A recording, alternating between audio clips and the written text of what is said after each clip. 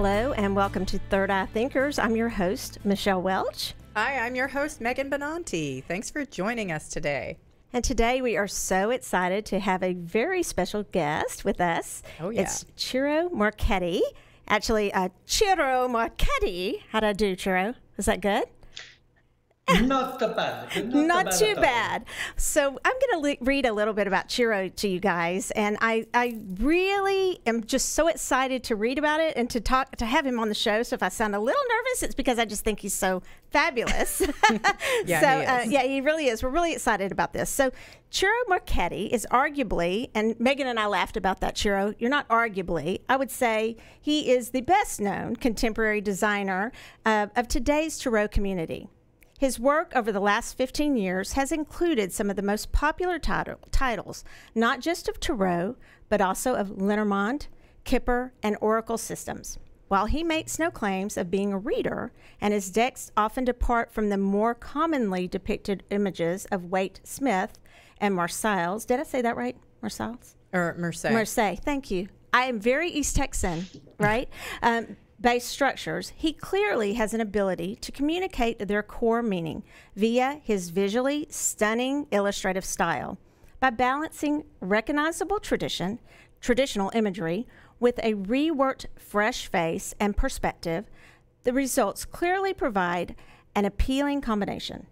Recipient of various Deck of the Year awards, of recognition from the Tarot community, along with worldwide sales, easy for me to say, approaching 1 million copies. Wow. Yeah, right? Wow. His decks have been produced both as self-published editions as well as licensed releases by major publishers and translated into multiple languages.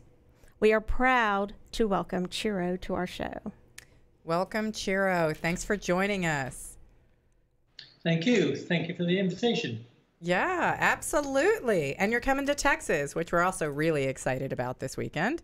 Yes. Yes, and there's a cold front, so I've been told, yeah? Yeah, that'll be good for you. It'll remind you of your old days in the UK. Yes, it will, yes. Yeah. Okay, so let's dive in. We've got questions for you. Since we have the artist at hand, we got to find out the answers for many of these things that we've been wondering about over the years. So, why did you decide to create tarot decks to begin with, or a tarot deck? I mean, what was the initial idea to go with that? Well, obviously, I didn't go to college to learn how to do tarot decks. This was a suggestion on Llewellyn's part. I'd sent them some samples of my work. Okay. Hoping to get some freelance work, which they weren't interested in, but they seemed to think that the images I provided offered some sort of some potential for tarot decks. So they contacted me, made a suggestion, explained that there was no money in it. Would I still be interested? And yeah, I was actually. I mean, I'm not completely living under a rock. I was familiar with what tarot decks were. In fact, I had a couple hanging on the wall, one Marseilles and one Rider-Waite. I didn't use them. I literally used them as artwork. Wow. Pasted them down and framed them and wondered what these weird images were, but whatever they were, I liked them, So, yeah, it was a proposal from Llewellyn, not an idea on my part. That's fascinating. I never knew that. I was always curious about it. Very cool. How young were you when you knew that you were an artist and just so incredibly gifted? Did it evolve over time, or how did you get into design and graphic design and art and graphic artistry in general, even before the tarot? I think gifted is a rather elaborate. I think you're gifted. Yeah, you're already just voted go gifted. with it, Ciro. We think you are. No, gifted, I don't think so. I draw horses pretty good. Does that count?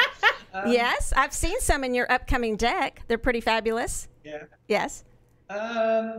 It's the only thing I was ever good at, to be honest. I used to get fail grades for pretty much everything else.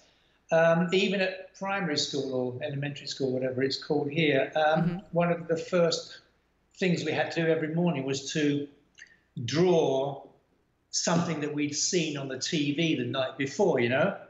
And I'm that old that what I was watching and all the other kids were watching was, I think, like The Lone Ranger.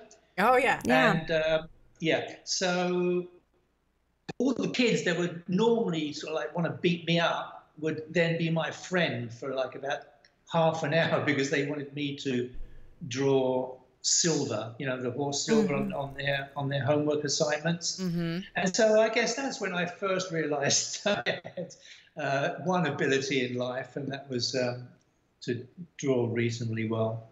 Oh, that's awesome. I think it was that, good. Yeah, go ahead. I think that makes an interesting point. I was just talking with someone about that the other day, about that a lot of people are really gifted in certain things. And here in the States, I think that a lot of us push people, kids or young adults, into college. It's like, you've got to go, you've got to figure out what you're going to major in. And we were really having a good discussion about that, about, you know, but what is really your talent? You don't like the word gifting, but what's something you're really good at? And it may not be that traditional thing. Right. Yeah. Yeah, but the pushing part was never an issue. On the contrary, I mean, art wasn't, my parents, bless their soul, you know, wouldn't never sort of assume that art would lead to a profession or a decent job. It was like, okay, so you can draw, but I mean, you know, what about your math grades or whatever? You know? So there was never any issue of pushing. College was an indulgence that was not really convincing to my parents. You know, they didn't think this would really get to anything. And to be honest, well, I'm going to talk about this during the presentation, actually, but I kind of wasted my college years. My school years, high school years, were very disciplined. I went to a school that was very similar to that of Hogwarts, you know? The whole British, no, seriously, the whole British educational system at that time was very much like Hogwarts, four different houses, etc., etc. So wow.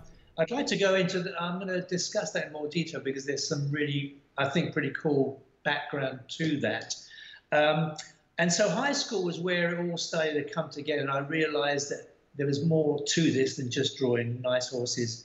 But then, since I went to an all-boys school, when I graduated from there and went to art college, I kind of really blew it. I mean, it was like parties and girls. And so I wasted my college years, to be honest, and paid a price for that in terms of the first jobs I got in graphic design.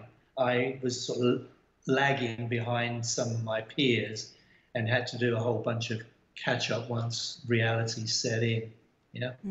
Well, that's okay, though. I mean, I think kids nowadays still do that.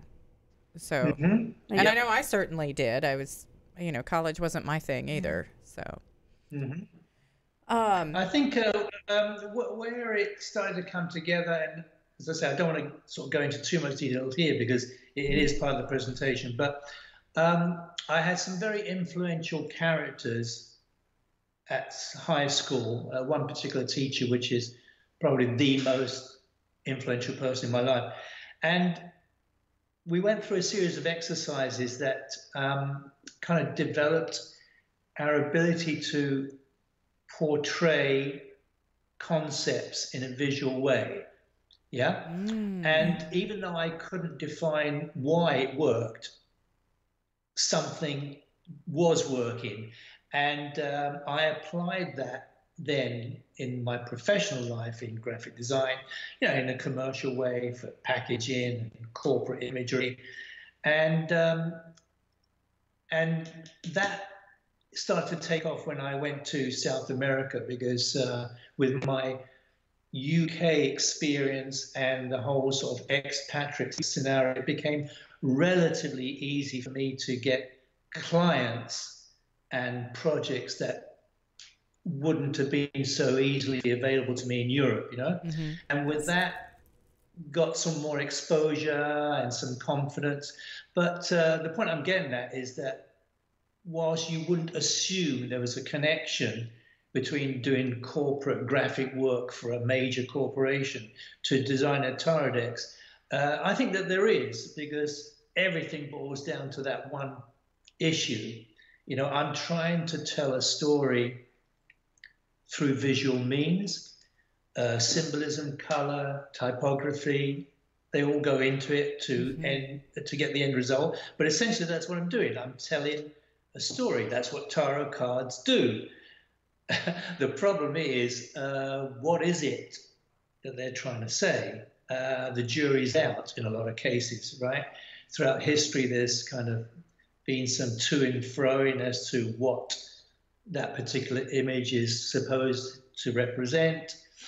And so that was the challenge, picking my fights as to which one of those historical interpretations was the one that made more sense to me, and how could I retell that story visually in a personal way, other than just yet another Rider-Waite or Marseille's clone.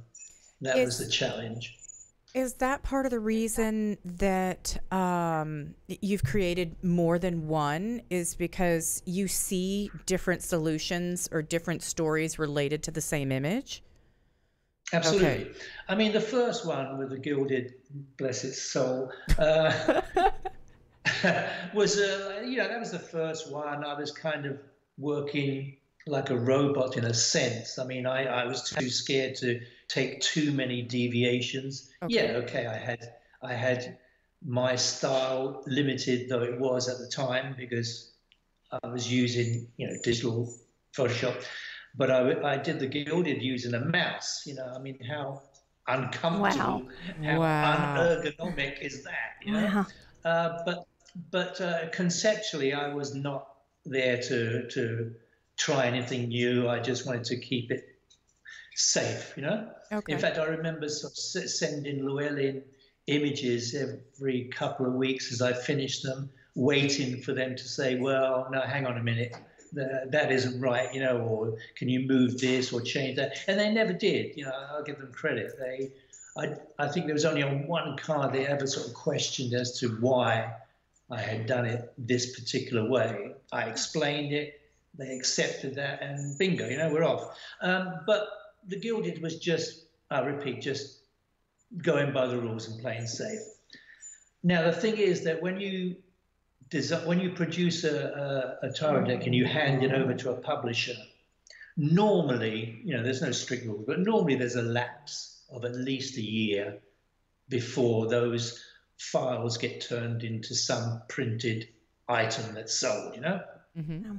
And that was very frustrating. You had spent like over a year producing these images, and now I had to sort of sit there and wait for the actual birth, And in that time, it was frustrating because I kept thinking, damn, I wish, why did I not do that? Or why didn't I, and all these sort of new ideas came into my head as if like, oh, if only I could do it again, I would do it differently, And then I thought, what the hell, I will do it again, Mm-hmm. So I remember one reviewer or one person on a forum sort of commented that I had produced the Tarot Dreams, which was the follow-up to, because I was riding the success of the Gilded. Well, that was nonsense, because actually I started on the Tarot Dreams before the Gilded ever hit the stores. It was a self-imposed sort of like, I think I can do it differently. I think I can technically do it better, By technically, I mean, by then I'd bought a tablet and a digital pen, so I could actually paint in a more comfortable way.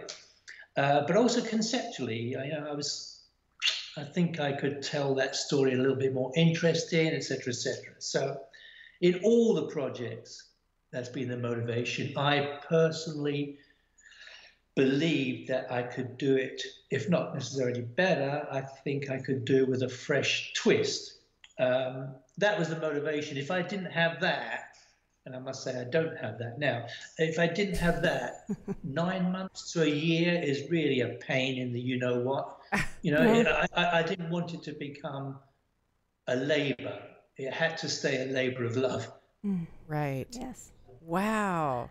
Well, you have so many decks, and I mean, I'm just going to tell you that we have, I think, all of them in all of the decks pretty much now in the store, especially as of this week, because everyone's been asking for them. And I'm like, you guys, you can't buy them all before he gets here. But yes, we've been selling a lot of them already.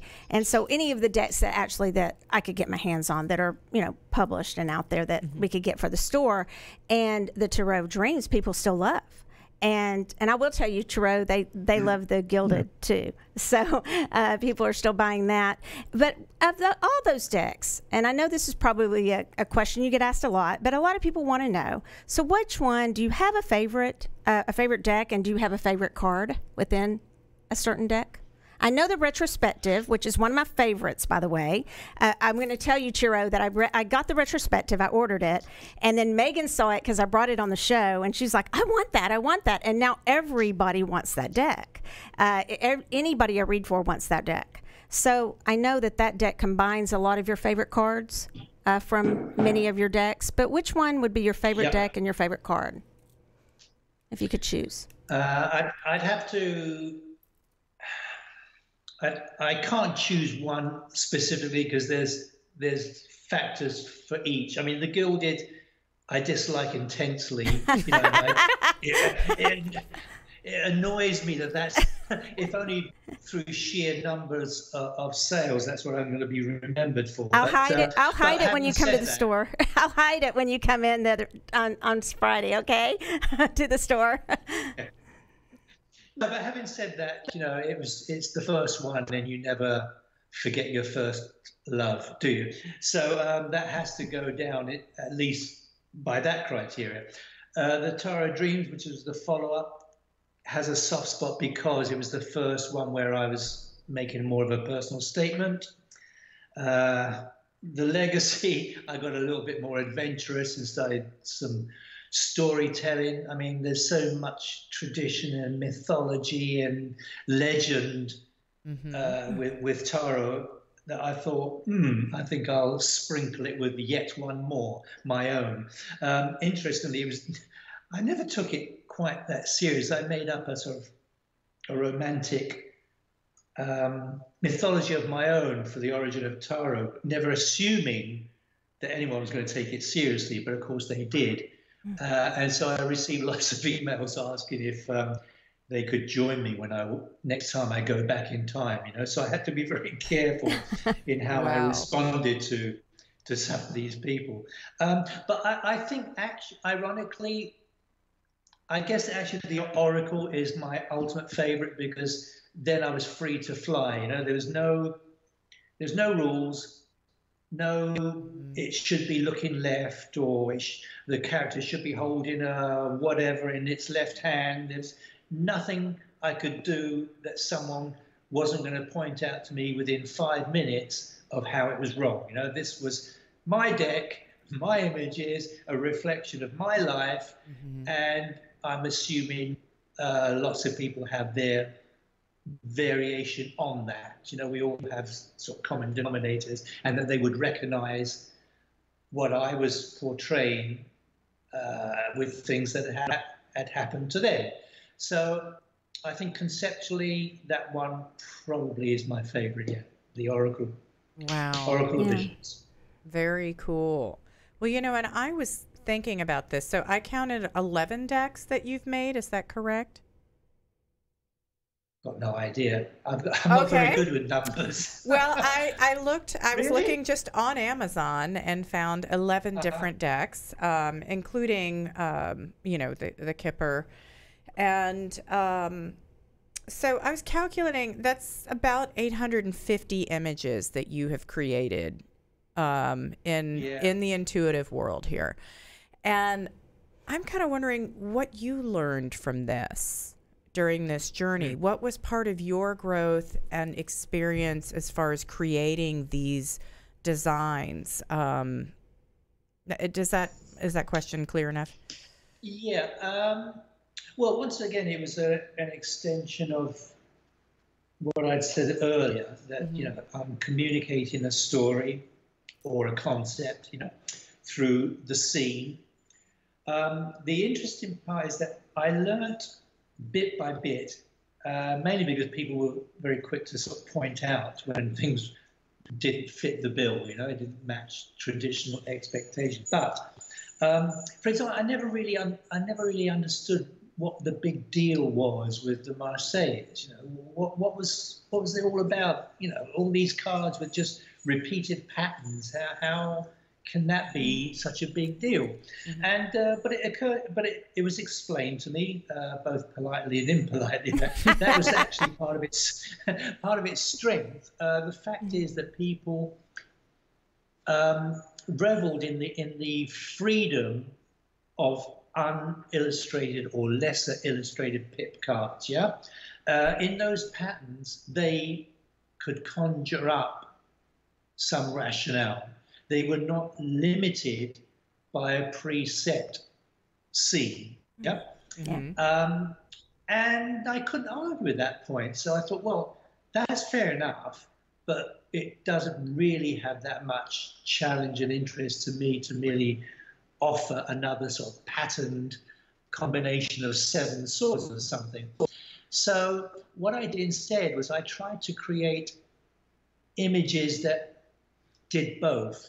They were kind of more definitive. It was a person or an action or whatever, but I always tried to do it in such a way that it left a lot of question marks. None of my faces, for example, smile. They're not happy or sad. They're as neutral as I can make them. And that's quite deliberate, because then that's up to you, the reader, to put some rationale to that. And it should and never be the same. I mean, it'll depend what the other cards are, what the querent's question is, the circumstances. So I'm kind of doing a more decorative version of the Marseillaise by having some neutral face or scene looking at you, because then it gives you, it gives the reader more of a blank canvas to add their reading story to. Yeah? Yes, that totally makes sense. I've been following you a lot with your new deck that you're coming out with, as far as even when you were trying to name your deck, and I've seen some of the videos, and it is absolutely beautiful. Would you mind telling us a little bit about your latest deck?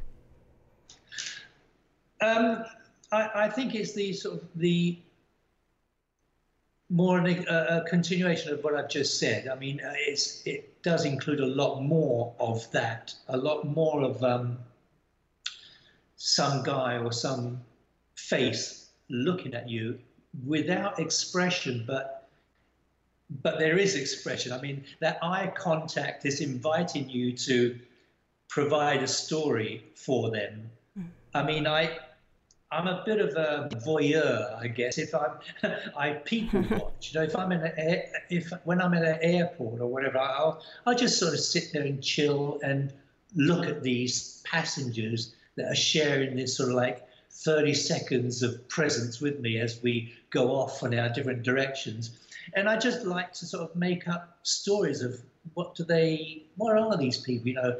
Are they rich? Are they famous? Are they happy? And I put stories to these nondescript people.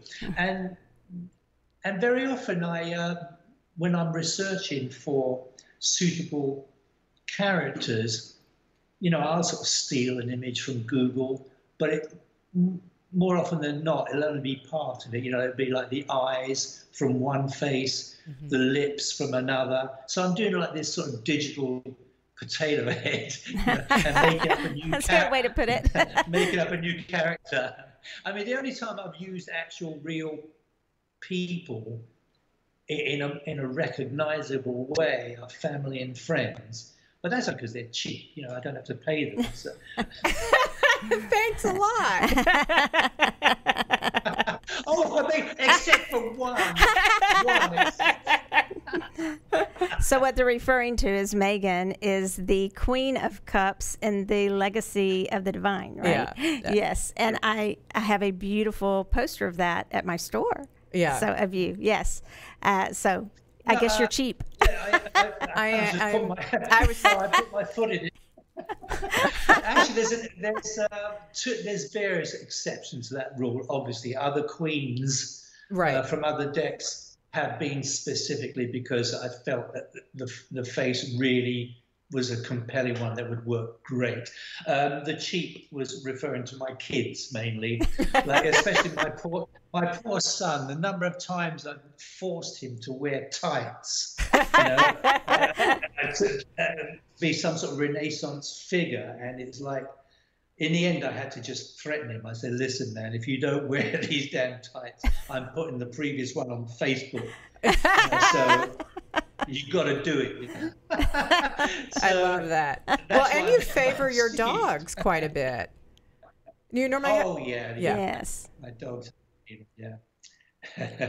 Well, I think that was perfect. I mean, in the latest deck, my current dog is in there, and I think that just sums up the homeliness of that card. He's sitting there on a rocking chair on a warm, sunny afternoon with his food bowl and a little red ball, his toy. I mean, that's it. Home, comfort, safety. It's all summed up, Yeah, absolutely. I love that card. What you've posted of that. You said something earlier about the horses and that you could draw horses really well. And when we were in New York, you mentioned you actually started, it was amazing. You started drawing the horses and you showed me a different way you were going to draw them and a little bit of a different perspective on drawing the horses. Could you explain something about that to us? Do you know what I'm talking about? Do you remember?